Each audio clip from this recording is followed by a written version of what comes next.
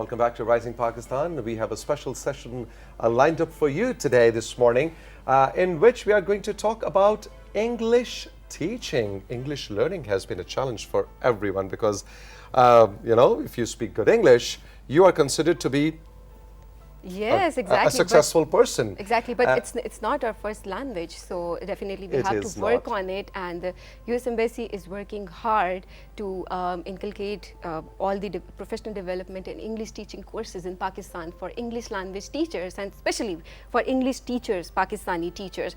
So this segment is going to be very informative because we are going to tell you, we're going to brief you a lot about fully funded opportunities that RELO office and US Embassy offers to Pakistani English language teachers. So for that, we have Dr. Kelli Odhuu with us today. She's the Regional English Language Officer at Regional English Language Office, US Embassy, Islamabad. Dr. Kelli, welcome to the show. Thank you very much. It's great to talk about teachers and great to talk about learners. When I was younger, I used to always think that teaching a language is a great art. And if you are teaching somebody Pashto language or Urdu or English or Chinese, you have to be really good at it, artistically.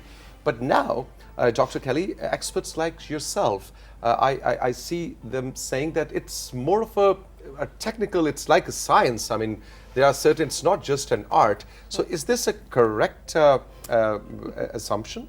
That's a good question. There is theory behind teaching and theory behind the strategies that we use to teach, but I would say that teachers really need to be actors in the classroom. Oh, really? Because we're leading the students into new knowledge and new learning, and teachers who are exciting in the classroom, then the lessons go much better for the students. I know. Dr. Kelli, today we're going to explore a lot of opportunities that RELO office and US Embassy offers for Pakistani teachers. We always call it ELT community. So first of all, we would like to start from the introduction of Regional English Language Office. What does your office do? Our office works with English learners and English teachers, and so as you mentioned, we have several programs for professional development for teachers, and we have several programs for English language learners, and so we focus on those two audiences with programs around Pakistan. All right, so what kind of program, if we get specific, then what kind of programs your office offers for ELT community? Let's start with the teachers. We have a lot of professional development opportunities that are free. They're on our Facebook page, RELO Pakistan Facebook page. They are also through our Washington, D.C. office. They are MOOCs that are available, massive open online courses on topics such as TESOL methodology, critical thinking in the classroom, using technology in the classroom, very important now when lots of students are online learning. And then we also have programs for the learners. For the learners, we've got an English Access Micro Scholarship Program. This is a 2-year program where students about the ages of 13 to 20 learn 2 years of English, but not just English, but personal development skills, soft skills, 21st century skills, technology skills, all to make them a better person and also more employable. And they're online, all of them? They should not be online, but to keep the students safe these days, yes, they're online. And so in that way, the students are exposed to more technology, more educational apps, more ways to learn, and it's up to the teacher to keep them entertained really during the classes. So you're talking about Access program, so I would like to mention that I attended Access program back in my school in 2000, from 2007 to 2009. It's a 2-year program. I can totally relate to whatever you're saying because I learned a lot, and today I'm sitting here confidently and talking. So this is Access, basically. I'm a product of Access here. That's wonderful to hear. And the U.S. Embassy sponsors this program, but your teachers really instilled all of that in you, all of that development. And so the Pakistani teachers we work with are an excellent group of teachers, so dedicated dedicated, so very hardworking. It's an awesome relationship that we have with the Access program. Yeah. So, Dr. Odhuu, let's talk about the opportunities Pakistani teachers of secondary and high school who are teaching English professionally, the opportunities you're offering to them to go to the US and get groomed and acquire latest techniques of teaching English as a foreign language or as a second language. So what are the opportunities, and are these for the government sector teachers only, or private schools can also enjoy this? Very good question. We have one program right now that we are recruiting for. It's the tea program, tea, wonderful drink, Teaching Excellence and Achievement program. And so we're recruiting secondary school teachers, so from 6th to 10th grades, and they will go to the U.S. for 6 weeks. 6 weeks of excellent learning from American experts, excellent collaborating with American English teachers, sharing their culture with Americans, Americans sharing their culture with these Pakistani teachers. And yes, these teachers will be from government, semi-government, foundation schools. All right, so how does one apply for it, or how do I get selected? There is a website that the teachers can go to. It is tea.org.pk. It's right there on the screen as well. Awesome. www.tea.org.pk. And on this website? On this website, the teachers can find out how to apply. There's 2 ways, either through the website or also through the mail, through post. And so we want to reach as many teachers around Pakistan as possible for this program. Dr. Kelli, there are people who don't have internet access in their villages or in their towns. Then how they can apply for the program? Is there any number that you want to share? There is a phone number. If it won't be on the screen, I'll just take my piece of paper. It is 0309 0031416. And they can call that number also, and they can receive the information for how to apply through the post. So give us some insider tips now, Dr. Odhuu. If a teacher applies, what is the criteria? What does the jury look for in that particular person? Or especially we want to talk about the application, because whenever we want to apply for any exchange program, application is the first step. It's always the most difficult step. So what makes the application strong? That's a good question. It needs to be complete. I can say that at the beginning. And what does complete mean? It includes your academic transcripts. It includes the written proof that you are working at the government, semi-government foundation school. It includes the teacher's CNIC number, the passports. So those make the application complete. But there's one very important essay, which is the statement of purpose. And that's really where we can get to know the teachers. The statement of purpose, if you look at statement of purpose, that doesn't really tell you much. But what we're looking for is the teachers, the challenges that they faced in the classroom and how they've overcome those challenges, and then the successes that they've had in the classroom. How have those formed these teachers into who they are today? What do these teachers believe about the future? What are their goals for the future? And so this statement of purpose is really about the teacher and the challenges and successes they've had in the classroom, and that allows us as the readers to get to know them much better. What actually happens to that selected person when he or she goes to the US? What is there in the coming 6 weeks for him? So exciting. I wish I could go on this exchange also.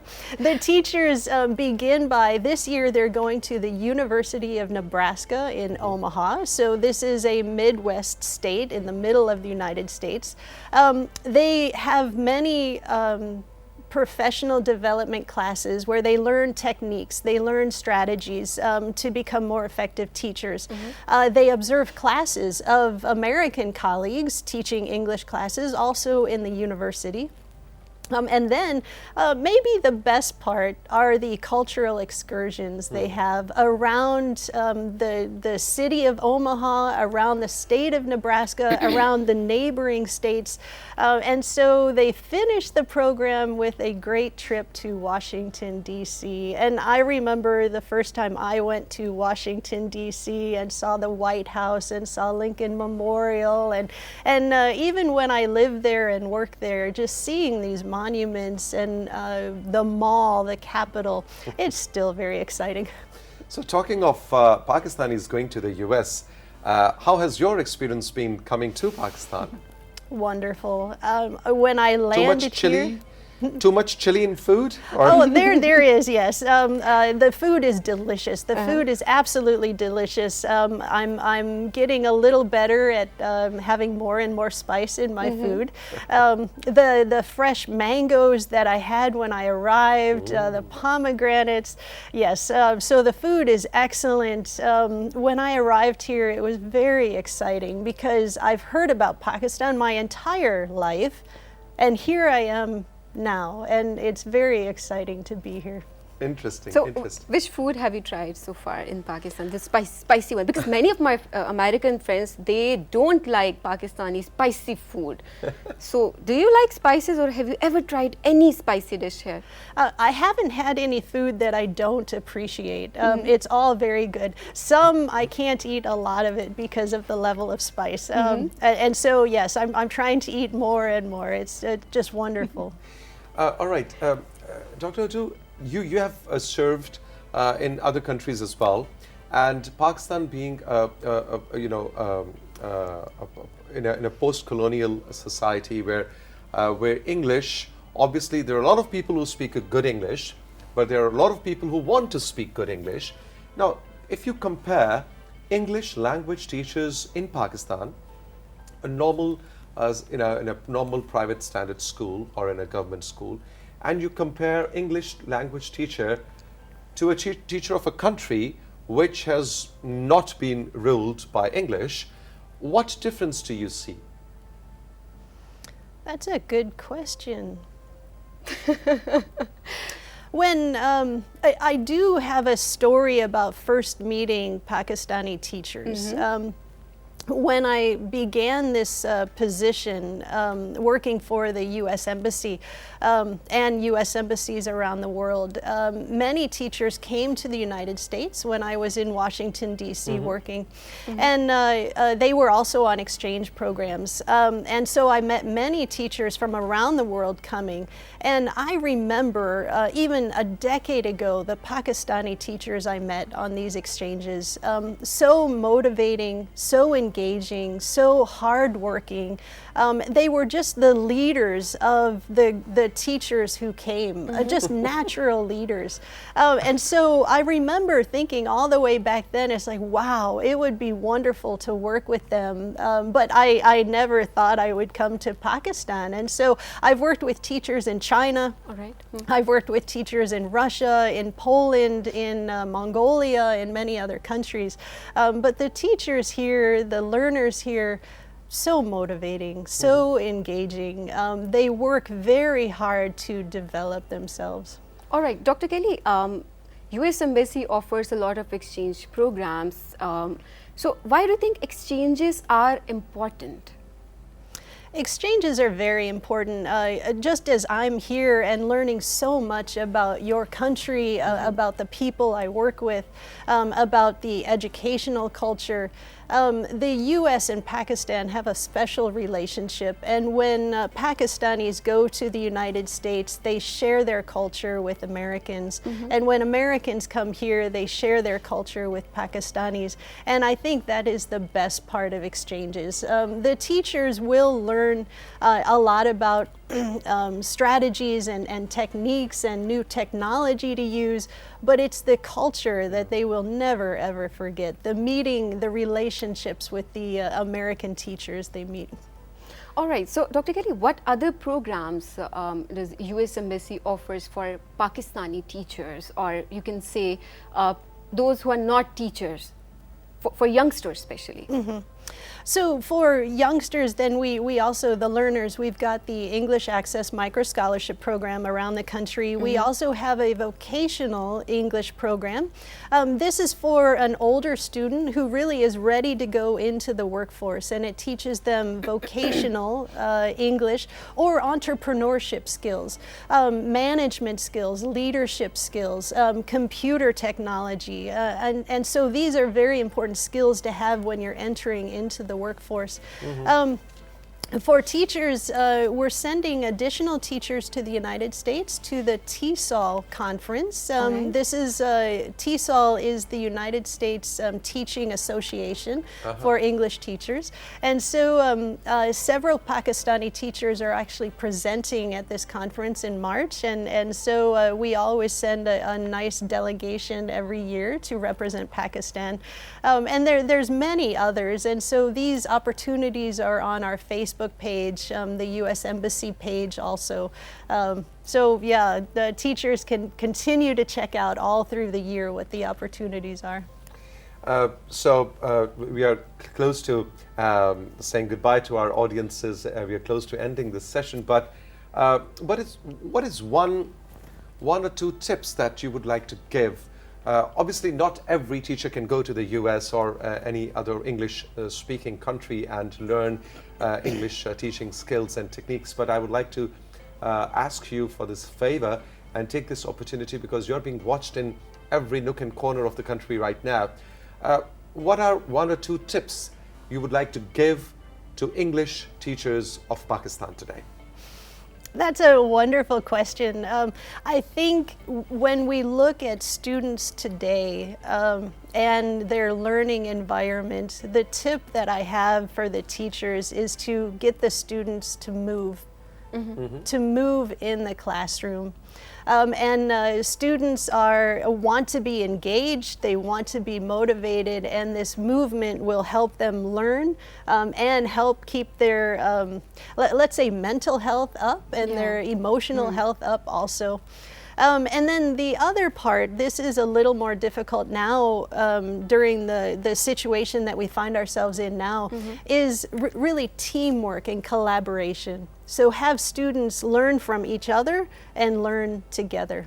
So it's no more of a one person standing and I'm a bottle filled with knowledge and you are all empty bottles and I'm going to fill my knowledge into you. So it's not like that, it's mutual learning like that. Yeah, so the teacher does not have to have all the answers now, which exactly. That makes it easier on us, doesn't it? Exactly, of course, and it should not be your ego problem. You know, your ego should not be hurt if a student asks you a question and you don't have an answer. It's perfectly all right. Come on, let's find an answer together. You know, that kind of approach. Absolutely, yes. And so the teacher and the students now work together for everyone's learning. Absolutely.